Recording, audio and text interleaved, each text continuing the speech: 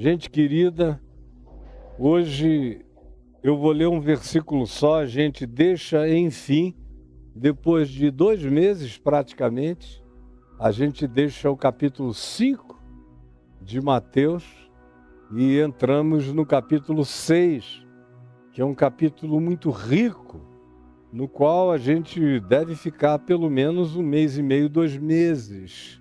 Você que vem acompanhando desde Mateus 1, aqui comigo, se chegou e caiu de paraquedas agora, volte lá para trás. Faça tudo para você entender, isso é uma sequência lógica. O Evangelho de Cristo na minha boca não é uma página depois da outra.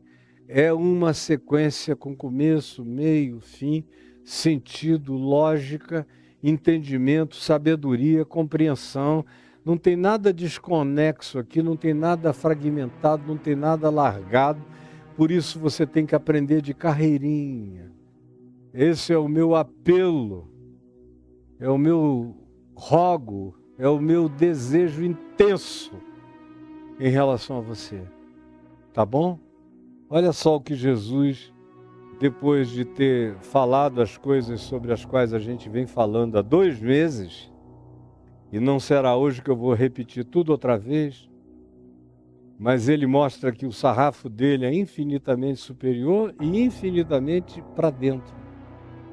E que as exterioridades só fazem sentido quando elas são coerentes com a interioridade. Que a manifestação do meu exterior tem que ser coerente como fruto, de acordo com a natureza de uma árvore. Por isso, eu tenho que ser pré-habitado pela natureza divina para poder dar o fruto do Espírito Santo em mim. É o que Jesus vem ensinando. E quem me acompanhou atenciosa e cuidadosamente entendeu. Quem cai de paraquedas, fica 2, 30 segundos, 1 minuto, vai embora, não volta, pega de novo, opina assim, desvairadamente, falando as maiores loucuras, esse não vai aprender nada nunca. E o destino dele está sacramentado, a menos que o cara caia em si, abra o olho e diga, pelo amor de Deus, que idiota sou eu, me salva, Senhor. Mas começando o dia de hoje com o dia de hoje, que é Mateus 6, verso 1, em torno do qual boa parte do capítulo 6 vai girar, no mínimo a gente vai ver a conectividade total disso aqui, mas em relação às esmolas, às dádivas, às orações, às devoções, ao jejum, que vem logo na sequência do que eu vou ler agora, a conexão é visceral e é total com o que está escrito. Capítulo 6, verso 1. Guardai-vos. É um apelo a mim, que quebra aquela oraçãozinha.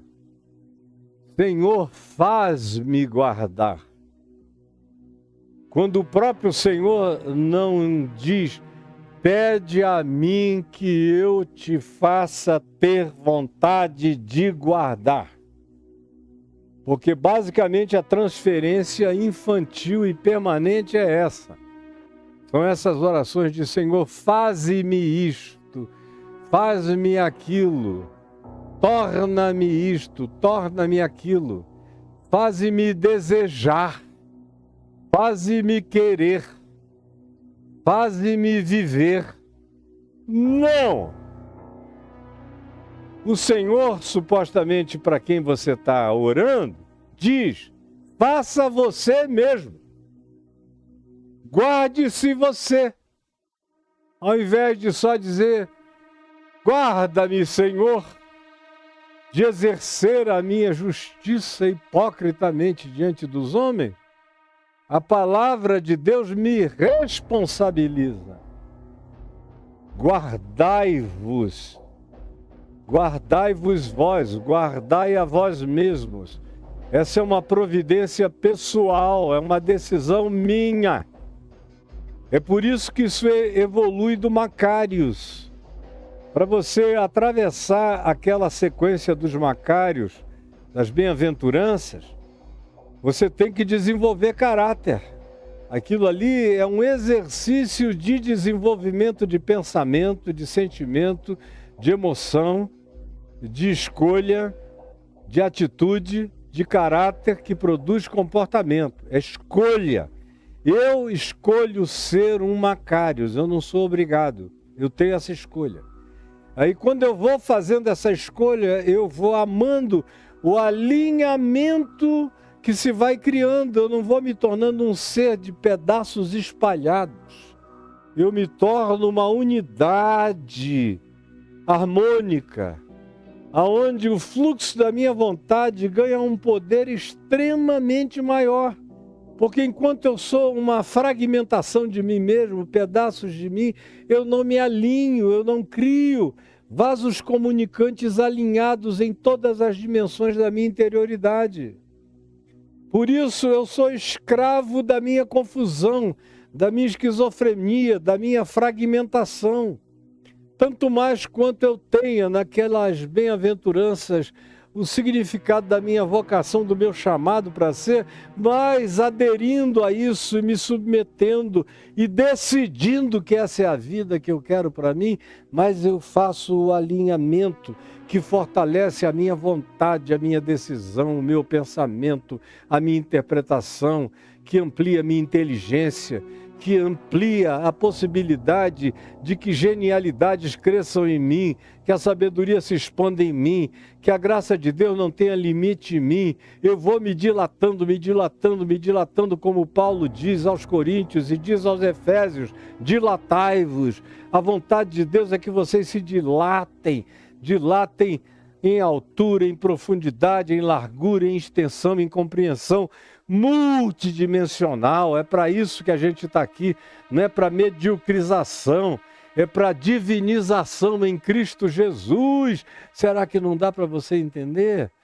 Uma vez que a gente passe por aquele caminho que eu trouxe você por ele, com amor, com um beijinho na mão, levanta filhinho, vai que é possível, é praticável, é realizável. A bem-aventurança é essa.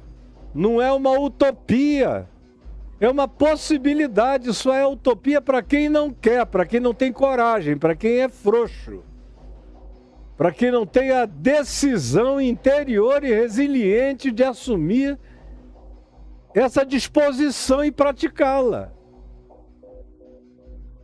Porque o Evangelho de Deus, como eu tenho dito e repetido há tantas décadas, não é um cardápio para ser conhecido, é um alimento para ser provado. E Jesus diz que bem-aventurado é todo aquele que ouve a sua palavra e a pratica, a bota em prática. Como disse Tiago, irmão de Jesus, a fé sem obras é morta. Não adianta você sair arrotando declarações de fé, gritos de fé, histeria de fé, histrionismo de fé, loucura de fé, se ela não for acompanhada de fruto do Espírito Santo, que é amor, alegria, paz, bondade, longanimidade, benignidade, fidelidade, mansidão, domínio próprio, coisas contra as quais não existe lei em lugar nenhum da terra nem do céu. Quem vive assim está para além de toda lei. Quem não faz isso não dá o fruto. Quem não vive isso, não internaliza isso, só produz frutos farisaicos, morais, de exterioridades, da cara para fora, mas não é o fruto segundo Deus que nasce do coração, que brota do interior regenerado e se manifesta na vida, como Tiago disse. Você me traga a sua fé sem obras, porque eu com as minhas obras, com os meus frutos, eu te mostrarei a minha fé. A tua fé sem obras é coisa nenhuma, é morta, é um defunto podre, mal cheiroso, como acontece com o testemunho do cristianismo. São crenças sem obras. O que se torna pútrido, insuportável, nojento, feio, qualquer um com bom senso diz, não, de novo, não, chega isso para lá. Agora, quando vem fruto, e quando você pega e tem amor ali, tem a alegria do Espírito de Cristo, tem paz que excede a todo entendimento, tem fidelidade para com Deus, para com o próximo, para com os homens, para com as amizades, para com a conjugalidade, para com os filhos, para com a vida. Fidelidade para com você mesmo, para com a sua identidade, sua pessoa. Seu eu mais real e mais profundo, lapidado em Deus, que vai sendo esculturado pela graça divina todo dia. Fruto da longanimidade, da misericórdia, da justiça, em favor do próximo, do autocontrole, do domínio próprio, quando alguém chega e pega, abre essa figueira e encontra esses frutos, ele a abençoa, diz, bendita sejas tu, figueira do reino de Deus. Oliveira do reino de Deus, árvore da vida, bendita sejas. E eu estou aqui para me tornar uma árvore ambulante da vida de Cristo Jesus no mundo. E você também. Então, a decisão é minha. A decisão é minha. Pode ser que eu, vindo todo arrebentado de um monte de coisas, escravo de tudo, como eu conheço esse estado em mim mesmo, há 50 anos, minha primeira oração foi, Senhor, faze-me deixar de desejar tanto tudo que a mulher que passa aqui me deseja e me quer. Senhor, faze-me me controlar para eu não dar uma surra em cada um desses caras idiotas que me provocam e não aguentam o tranco. Ô Senhor, ajuda-me a controlar dentro de mim esse meu espírito que aparentemente não teme ninguém nem coisa alguma. Ensina-me a ter o bom senso da autopreservação. Essa era uma oração que eu precisava fazer porque eu era escravo de todas as coisas. Mas à medida em que eu fui praticando o Evangelho, você vai se libertando, ele vai dando fruto de liberdade em Cristo Jesus. Porque foi para a liberdade que Cristo nos libertou. Não vos ponhais, portanto, outra vez sobre jugo de escravidão. É o que Paulo diz em Gálatas 5. E você pode ler o capítulo 5 até o verso 13 inteiro, que é todinho escrito para quem tem essa dúvida ainda. É para a liberdade. Não se entreguem à libertinagem, aos extremos, a coisa alguma, nem ao legalismo, nem à libertinagem. Liberdade é um caminho de pureza, de santidade, de limpeza, de coração limpo, de olhos limpos, de amor, de paz. É só gente assim que vive livre. Quem não é assim vive escravo, sem saber da sua escravidão. Mas essas coisas todas vão se estabelecendo através de decisões. Sem essas decisões, é impossível agradar a Deus. É impossível crescer em qualquer direção. Por isso a ênfase é essa, começa aqui dizendo, guardai-vos. Protejam-se a si mesmos. Porque é muito fácil você baixar a guarda, você se distrair, você se envaidecer, você achar que está planificado, resolvido, concluído, que você é um ente já acabado. Os outros é que precisam, você já não. Se você cair nesse engano, nessa arapuca, nesse alçapão, você está perdido. Como se perderam milhões que começaram bem, como Paulo diz aos Gálatas, que começaram no espírito, mas se aperfeiçoaram na carne. Começaram no espírito, mas se aperfeiçoaram na carne. Que já aconteceu com muitos aqui. Começaram bem. Paulo diz, corrieis bem, lá em Gálatas 3. Corrieis bem. Quem foi que vos dissuadiu? Quem foi que vos impediu? Quem foi que mudou a cabeça de vocês? Quem é que fez vocês que foram recém-convertidos tão lindos se tornarem essas coisas tão podres, nojentas, horrorosas, asquerosas, fétidas, pútridas, que nem anjo aguenta?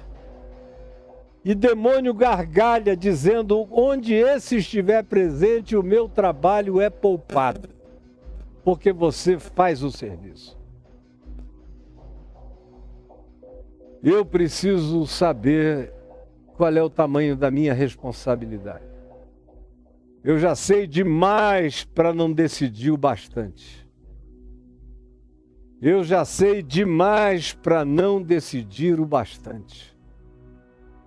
Bota aí no seu peito, em casa, onde você estiver, dizendo, eu já sei demais para não decidir o bastante. Como Paulo diz, cada um de nós ande segundo aquilo que já alcançou. Ou como o escritor de Hebreus diz, ande segundo aquilo que você já alcançou, porque nós não somos daqueles que retrocedem. Por isso a epístola aos Hebreus, Hebreu vem da palavra apuru, que significa aquele que anda para frente, que cruza fronteiras adiante, que não para de crescer jamais, que sabe que tem sempre um mundo novo a conhecer, a experimentar, a conquistar, a se dilatar para ele. Guardai-vos. Esse poder, quando Jesus diz algo dessa natureza, é porque está em nós. Preste atenção, não há desculpas. Não adianta você dizer, não, mas isso deve ser a maioria das pessoas, eu não sou assim. Eu não sou assim. Eu não tenho essa força. Deve ser para um nível muito especial de pessoas. Olha para quem que ele está falando. Para aqueles discípulos pé rapado, complicados pra caramba, alguns toscos, alguns quase ogros. Alguns de um infantilismo brutal, que não tem nem vergonha de chamar a mãe para dizer, pede para ele ali, ó, para quando chegar o reino dele, ele botar o Tiaguinho de um lado e eu, João, do outro, para a gente sentar um do lado, outro do outro dele, na grande vinda do reino. Caras que discutiam com outro, que encontravam alguém expulsando um demônio em nome de Jesus e repreendiam, disciplinavam, calavam, proibiam. Que ficavam querendo saber quem era o maior entre eles. Não, o maior deve ser aquele a quem Jesus mais chama. Aí teria que cair entre Pedro, Tiago e João. O maior é aquele que tem mais intimidade. Nesse caso, seria João, que bota a cabeça no peito dele.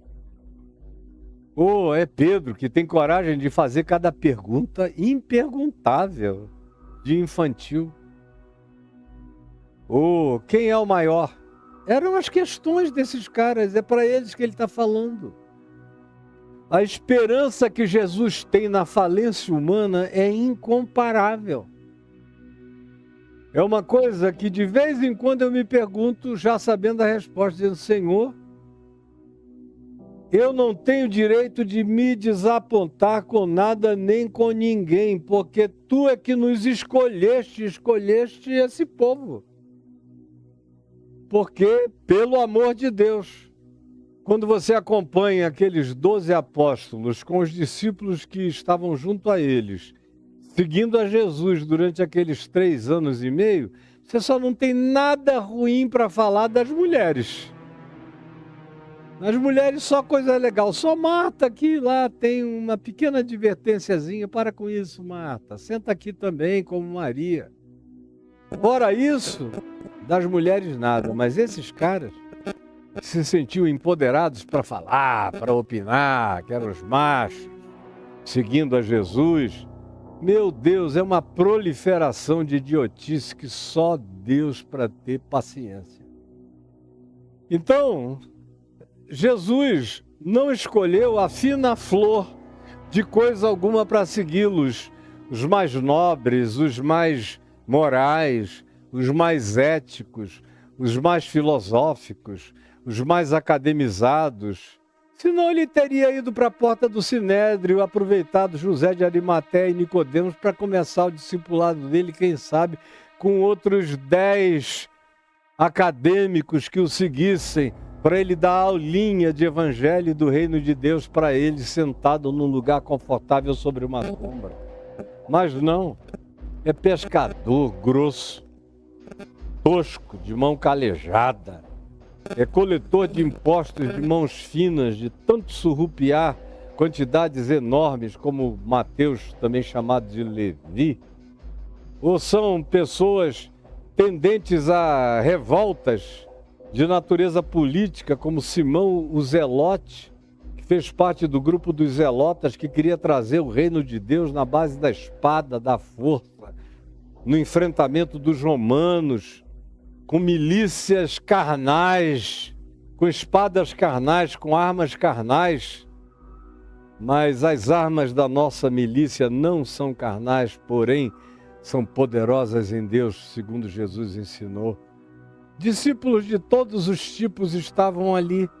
E é com esse pessoal que ele está dizendo, e a esses que ele está dizendo, e ao povo que está à volta deles, ninguém com qualificação especial, guardai-vos.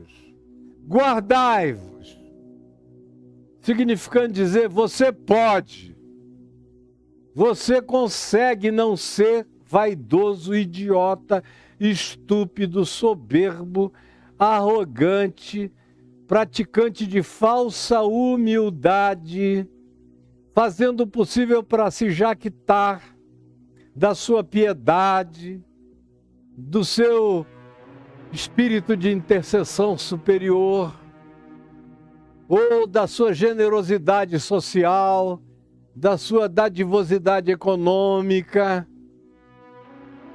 que você usa o argumento do bom exemplo, eu dou o mais publicamente possível para estimular outros. Você pode se guardar de se tornar babaca, de praticar uma espiritualidade, eu não diria hoje mais nem de jejum, porque ninguém praticamente jejua mais. Mas no tempo em que se jejuava de verdade e para valer, mesmo os que jejuavam na mentira, como os fariseus, como diz Isaías 58, faziam jejuns em causa própria para defender diante de Deus as suas pendengas, demandas, questiúnculas e guerras, jejuavam pelas guerras particulares que travavam, pedindo que Deus se tornasse aliado da sua torcida organizada. Esse é o povo que está aí, mas hoje você pode ficar livre de se tornar um idiota, de uma falsa espiritualidade, de só mão dando a Deus para o teto da igreja, para o neon, para a iluminação branca de cima. Hoje em dia também dá azul escura que cobre todo mundo. Tudo é moda, né? Da azul escura. Quando mudar a cor, as igrejas vão mudar também. Você pode deixar de ser esse idiota que fica só fazendo palhaçada. A igreja pode até encher, porque quem é que não gosta de um comediante que supostamente está falando seriedades em nome de Deus com aquela voz horrorosa? Quem é que não gosta de se distrair de palhaçadas, especialmente quando junto com elas vem alguma promessa de prosperidade financeira e material? Idiotas adoram idiotice, por isso fica tudo cheio. Você pode ficar livre disso, você pode ser salvo dessa perdição, de ser um desses sobre os quais Jesus vai falar mais adiante, no final desse Sermão do Monte, assim chamado, que é daqueles que dizem Senhor, Senhor, e chamam Deus pelo nome de Senhor, de Curios, de déspota, de Adonai, do que você queira de acordo com a língua que você escolha, mas que não praticam o Evangelho, nem o amor de Deus, nem a palavra de Deus. Você pode ser salvo de ser uma mentira ortodoxa ambulante, uma mentira pentecostal ambulante, dizendo: Senhor, em teu nome eu curo doentes, eu expulso demônios, em teu nome eu profetizo. Você pode ficar livre de ser um palhaço pentecostal, neopentecostal, de misticismo, que não engana a ninguém, só aos otários que vão te ouvir, porque diante de Deus você é um flagrante. Você não engana nem sua mulher, nem seus filhos. E vai querer o quê? Você pensa que pode desenvolver uma espiritualidade que tapeie Deus e que deixe anjos impressionados com a performaticidade das suas mentiras, seu comediante do inferno? É isso que você pensa? Não, a responsabilidade é sua, tanto quanto é minha. O que eu digo para você, eu digo para mim todos os dias da minha vida. Caio, guarda-te. Guarda-te. Esse versículo é meu. Faz de conta que você não existe e não está aqui. Caio, guarda-te de exercer a tua justiça, a tua piedade, a tua vida, a tua santidade diante dos olhos e para apreciação humana coletiva. Guarda-te de seres um ser de performance, de espiritualidades para serem vistas pelos homens. Guarda-te disso, com o fim de que todo mundo te veja, te louve e te aplauda. Porque se tu fores assim, se tu te tornares assim, se tu perderes a consciência de mim e da discrição do Filho do Homem, que é discreto, como diz Mateus no capítulo 11, citando o profeta Isaías, discreto, que não grita nas praças, que sabe entrar, que sabe sair, que sabe chegar, que não chama atenção pela vocalização histérica, mas pela prática de graça, de vazamento de poder, de toques que saram, de sussurros que libertam, de abraços que perdoam pecados eternamente. Se você não decidir praticar a minha espiritualidade, não há alternativa senão tornar-se como um dos fariseus nojentos que praticam a sua pseudo-espiritualidade religiosa diante dos homens enquanto perdem o galardão celestial, o abraço celestial, a individuação celestial, a pedrinha branca, os mistérios de Deus no coração, que não são revelados a quem vive essa vida de demonstração e de performaticidade. Quem vive de demonstração fica só com aquilo que produz, com a teatralidade que cria. Nada da graça verdadeira de Deus é construído no coração, que vai ficando a cada dia mais oco, mais vazio, mais sem nada, mais apenas uma máscara que não diz nada além de quem você é de fato, um mascarado vazio, oco e, como disse Jesus, não raramente putrefato, apodrecido no seu interior, cheio de rapinas e de coisas insuportáveis. Guardai-vos, pois, de exercer esse pois fundamental que Jesus vai usar logo depois. Quando, pois, derdes, evocando esse guardai-vos. Por causa disso, portanto, o que eu vou dizer hoje é só isso que eu vou dizer hoje, só estou no verso primeiro e vou ficar nele. É de natureza fundamental para você entender o resto. Porque o que vem é a sequência. Quando Jesus diz guardai-vos, tomem a decisão de não exercer. a vossa justiça de aparência, a vossa santidade de aparência, a vossa sabedoria de demonstrações, de exibição de conhecimento, que não acrescenta nada ao que você está dizendo, nem a conclusão, e não vai iluminar nem esclarecer ninguém, porque conhecimento só vale a pena se não for uma súmula introdutória dos meus conhecimentos vãos. Só vale a pena se tiver a ver com a edificação da fé. Se a conclusão deixar todo mundo no nível superior de compreensão, do contrário, é fanfarrice idiótica de academicismo hipócrita e não passa disso. Guardai-vos também dessas palhaçadas. Guardai-vos de exercer, de praticar, de manifestar de maneira lúcida, consciente, imposta, ensaiada, programada, onde você escolhe inclusive o melhor positioning, aonde tem mais gente para ver, mais gente para notar, mais gente para aplaudir, mais gente para dizer, pô, você é o cara. Guardai-vos das demonstrações e de todas as formas de teatralizações e de expressões pré-programadas de vocês. Guardem-se disso.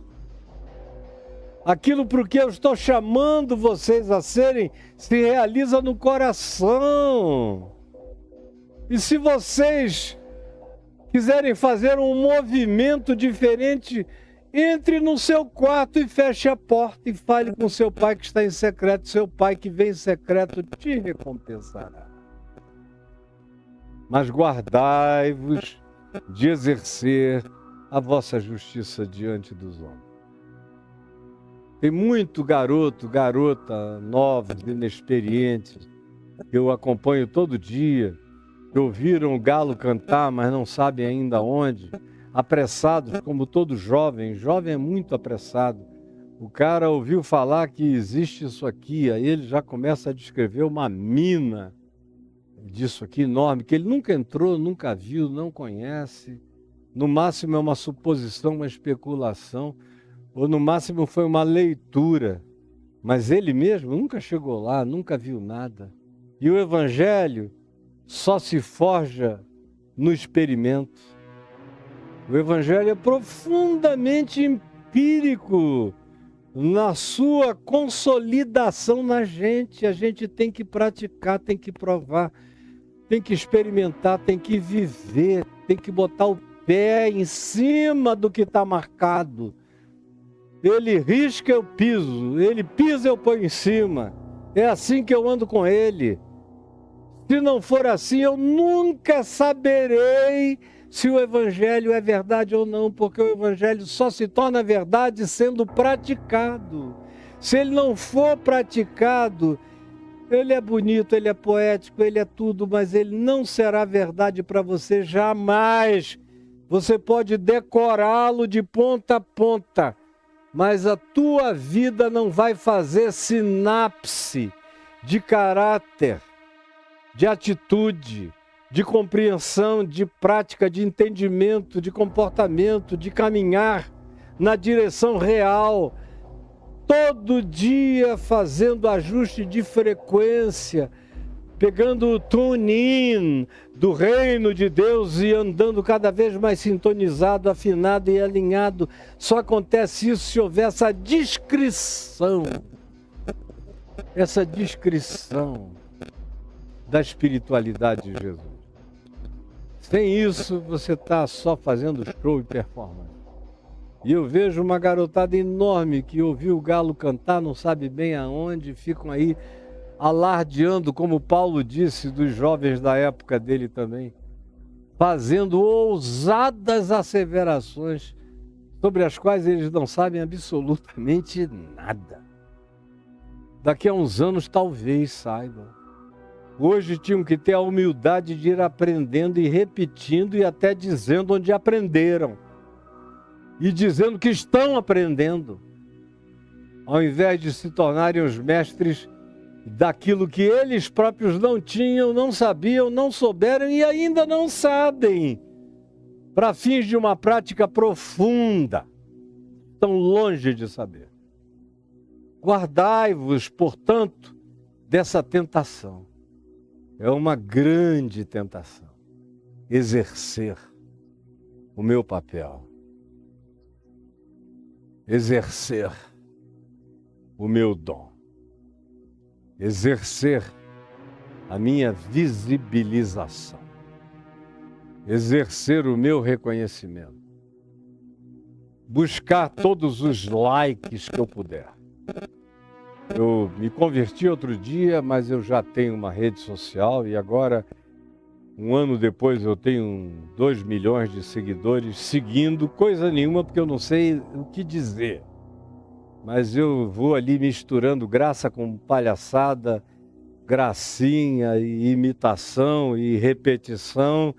E enquanto isso eu boto umas coisas interessantes, uso a minha atratividade visual de qualquer natureza, porque eu quero mesmo é exercer a minha fama, a minha justiça, a minha aparência, a minha percepção diante dos homens, para que todos me vejam. E é assim que eu estou vivendo, e a espiritualidade desses dias é essa. A espiritualidade da internet é essa. É eu botar uma câmera ali ligada num tripé, fingir espontaneidade, entrar no meu gabinete, minha salinha de leitura e oração aqui em cima, no 2º andar, entrar lá. Vocês conhecem, eu fiz o Papo de Graça lá a pandemia inteira. Então, entrar lá, a câmera gravando, eu entro quebrantadamente, com aquela cara brejeira, de santarado, hipócrita, me ajoelho e oro, ó Senhor, faço uma oração pelo Brasil, pelo mundo, por Israel, pela guerra. E você fica olhando, meu Deus, que piedade. E tem gente que acredita nisso. Que acredita nisso. Você tem alguma filmagem da transfiguração? Jesus não disse nem na descida, olha, não esqueçam de escrever, fazer uma ata da glória, que vocês viram aqui em cima. Nem isso ele diz. Quem escreveu, escreveu por conta própria quando quis, quando pôde ou quando o Espírito Santo o emulou. Mas conosco, esses dias são paleontológicos de tão antigos, de tão enterrados, eles se tornaram, na melhor hipótese, arqueológicos, porque não são existencialmente acháveis em quase lugar nenhum no coração humano nos dias de hoje. São raríssimos os que têm essa pureza de guardar-se, de exercer a sua espiritualidade, a sua justiça, a sua santidade, as suas demonstrações diante dos homens, das mulheres, da sociedade, das autoridades, com o fim de serem percebidos, louvados, aplaudidos, laicados, sem prestarem atenção no que Jesus diz. A menos que você não esteja nem aí para a transcendência, nem para a interioridade, nem para a eternidade, nem para a realidade de que diante de Deus você não passa de um flagrante pelado. Só se você estiver completamente entupido, de modo que praticar essas coisas assim perversamente, teatralmente, já é um atestado de que você está todo dessensibilizado, dessensorializado, entupido. Porque quem ainda tem pelo menos um sentido aberto pode ainda acordar. Quando eu vejo um cara para quem nada disso importa mais, é porque ele ficou todo empedrado e entupido, espiritualmente está morto e não sabe, e vive de vender lorotas do Evangelho ou da Bíblia para as crenças fetichistas dos pagãos cristãos que não entenderam nada do Evangelho nem de coisa nenhuma. Guardai-vos de tornar-vos assim,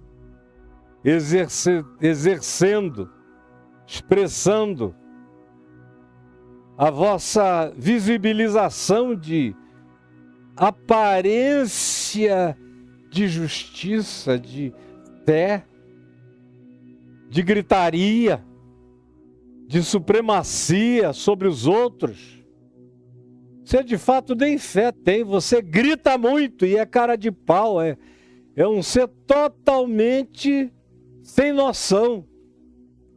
Aí chama a sua gritaria de fé, quando na realidade não tem fé nenhuma. Se eu bater o pé no escuro, você sai correndo, porque eu sei que você é frouxo mesmo quando está só.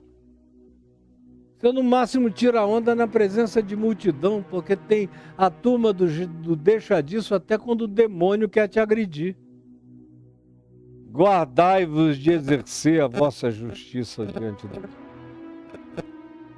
Nunca essa expressão teve tanta pertinência quanto nessa era global de aparência. Quando, cumprindo a profecia do livro do meu querido amigo falecido, mas meu irmão na fé, Jacques Ellul, francês que já faleceu há algum tempo, e não há muito tempo, século XX, no meio do século XX, e que escreveu livros extraordinários, muito para além dos dias dele, nem foi compreendido nos dias dele. Começou a ser compreendido de alguns 10, 15 anos para cá. E ele escreveu um livro fabuloso chamado A Humilhação da Palavra. A Humilhação da Palavra, The Humiliation of the Word. E a defesa do livro, que é uma tese longa, grande, diz que chegaria esse dia, essa época no século XX, XXI e daí para frente, em que a palavra, essa que está saindo da minha boca, do Evangelho, e a palavra como fenômeno de oralidade de comunicação, que orientou a humanidade em todo o seu processo civilizatório, teve a ver com a palavra. Depois é que veio a escrita, a palavra sempre esteve adiante, o verbo. E além de tudo, o verbo encarnado, o verbo palavra de Deus. E era ao que ele estava também se referindo, a fenomenologia da comunicação da palavra, que seria substituída pela era da imagem, e a palavra, o verbo, o logos, a palavra encarnada em Cristo Jesus, seria também substituída pela construção das imagens e imagens e imagens que não seriam de escultura, seriam projeções mentirosas do inexistente. Seriam hologramas de fabricação, como a gente vê para todo lado, de modo que esse mundo e a igreja e o cristianismo e o que você queira, e o islamismo também junto a isso tudo, que é uma religião de muita expressão de aparência e de demonstração, como o judaísmo também. As principais religiões monoteístas da Terra são extremamente teatrais, todas as três.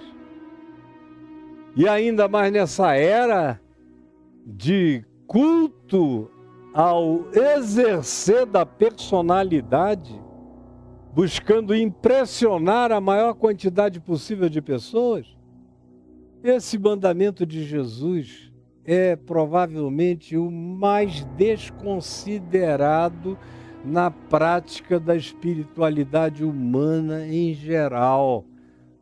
E o pior de tudo é que é mais transgredido entre cristãos do que entre qualquer outro povo, porque os muçulmanos não são tão teatrais, nem tão apalhaçadas, nem tão showman de worship, de cultos. Não, nós vencemos todo mundo. No Muro das Lamentações se lamenta, mas nos cultos do cristianismo só tem confusão, festa, gritaria, loucura, cura falsa, mentira, culto aos líderes. De fato, adoração aos seus papas e soberanos locais, aos quais as pessoas entregam a condução das suas vidas, nas mãos de gente que não ama nem a mulher. O cara não trata bem nem da mulher, vai tratar bem do rebanho? Não trata bem os filhos, vai tratar bem o povo?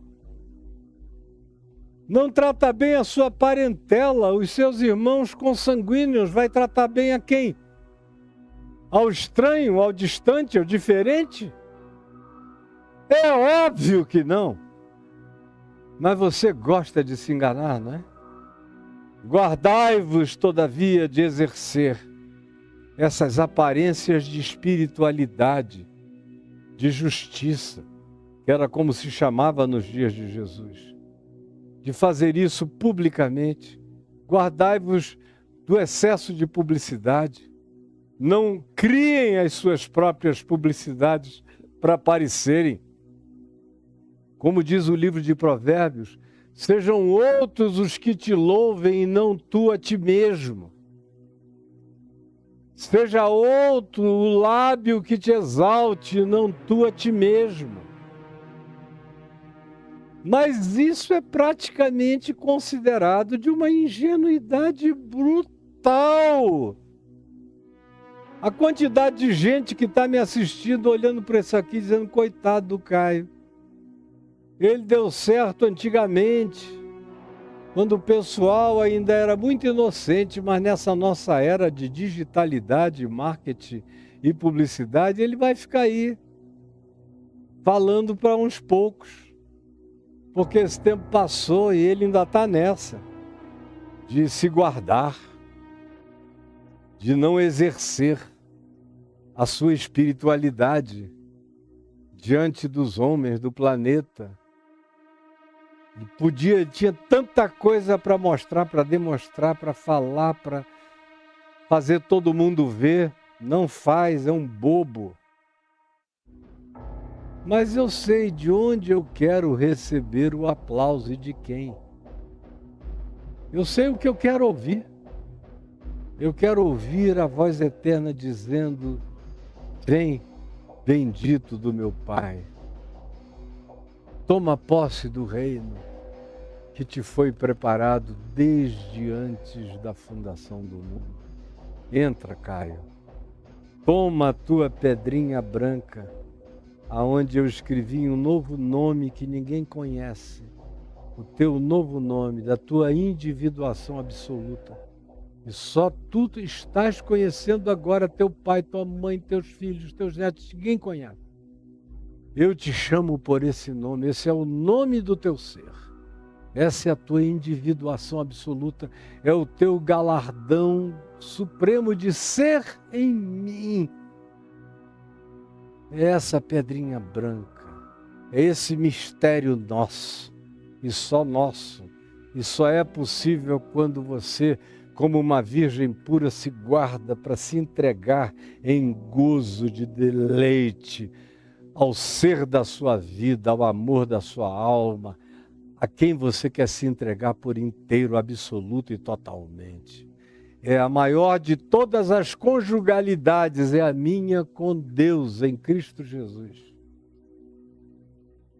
É nessa conjugalidade que eu quero ouvir os segredos de amor que me interessam. Agora, cada um escolhe o que quer ter. Você pode querer ter só os aplausos exteriores. Pode viver disso, porque dá dinheiro. Quem quer ficar rico, procure isso. Dá dinheiro, dá uma grana danada. Agora, para você chegar nesse ponto, você vai ter que vender a sua alma. Não dá para chegar inteiro no final dessa jornada que está proposta pela mundanidade mais idiótica possível e que se transformou na espiritualidade cristã. Por mais nojento que seja, é isso que é. Agora, se é isso que você quer, quando você fechar os olhos, você fechou os olhos e acabou. Não tem mais nada para você. Você só vai levar do mundo o que o mundo te deixa ter durante essa jornada, mas depois disso, você entra no estado de nihilo, de coisa alguma, de nada, de nothingness. Isso eu não quero para mim, nem aqui na Terra e nem em nenhuma outra dimensão. Eu quero é a plenitude de Deus, eu quero a plenitude do Cristo sendo gestada, formada. Eu quero a adulteza de Cristo sendo formada em mim. Agora, para isso, eu tenho que aprender o caminho dessa gravidez, desse forjamento, dessa intimidade, desse cuidado, dessa discrição, desse carinho amoroso pela obra divina no meu próprio coração. E só é possível se eu obedecer o mandamento com a espontaneidade com a qual eu tenho que obedecer todo o mandamento divino, do coração para fora, com convicção absoluta. Guardai-vos de exercer a vossa justiça como aparência demonstrativa diante dos homens, apenas para que vocês sejam vistos, reconhecidos, aplaudidos e se tornem famosos diante dele.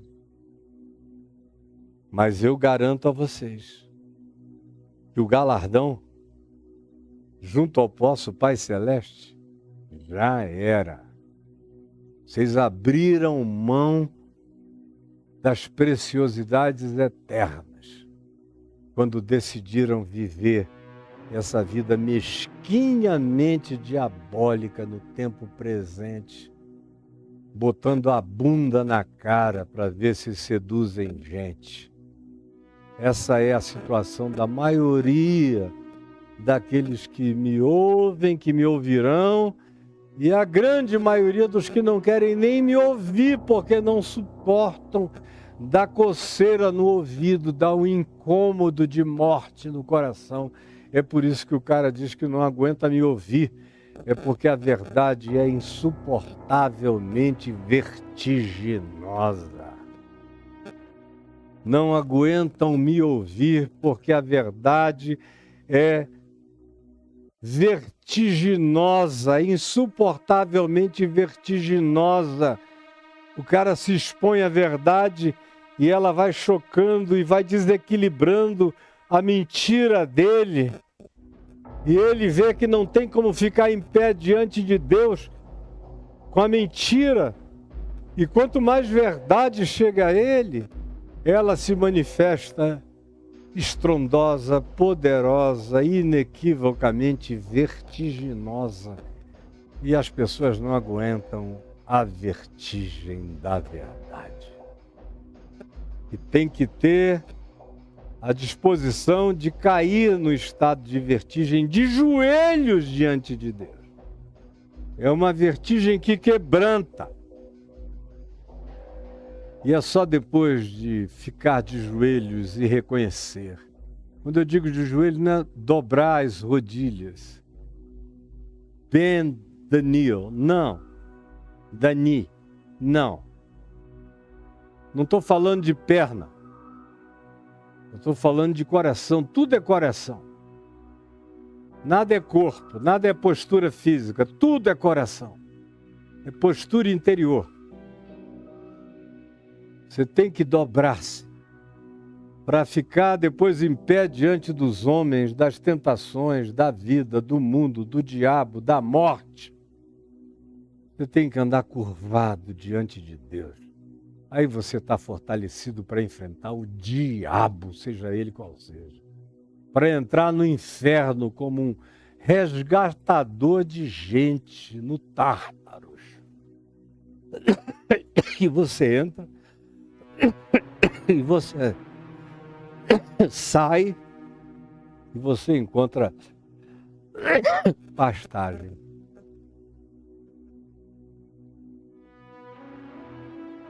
Se não for assim, é mentira que eu não tenho para dividir com você. Senhor Jesus, eu peço que essa palavra, que não podia ser mais simples, não podia ser mais simples, e ficou óbvia para mim no primeiro dia que eu a li, eu entendi. Mas tem gente que não quer entender, não quer ver. Não quer ouvir, não quer se submeter, não quer acolher.